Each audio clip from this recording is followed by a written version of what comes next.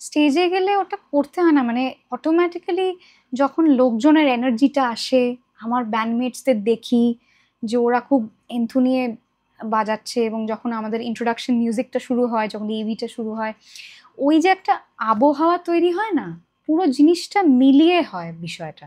ওটা আমার শুধু একার ইনপুট নয়, মানে আমার ইনপুট তো আছেই, কিন্তু সবটা মিলিয়ে ওই যে মিউজিকটা তৈরি হয় সবার, আমার সবার সঙ্গে, আমার ব্যান্ডমেটসদের সঙ্গে আই কন্ট্যাক্ট, লোকজনের সঙ্গে আই কন্ট্যাক্ট, তাদের চিৎকার, এনথুজিয়াজম, সবটা মিলিয়ে যে একটা কালেকটিভ এনার্জি তৈরি হয় স্টেজের ওপর, সেটার এফেক্টে আমার মনে হয় যে automatically it's a different persona. শুধুমাত্র আমার ক্ষেত্রে না, অনেক আর্টিস্টের ক্ষেত্রেই আমি দেখেছি তারা এমনি রিয়েল লাইফে খুব চুপচাপ, খুব introvert, but it's a different persona when they perform. দুটো আলাদা মানুষ মনে হয় হ্যাঁ, তখন। একদমই। এটা আমাকে অনেকে বলেছে যে আরে তোকে তো চেনাই যায় না মানে স্টেজের উপর। এমনি তুমি পার্সোনালি কি ইন্ট্রোভার্ট?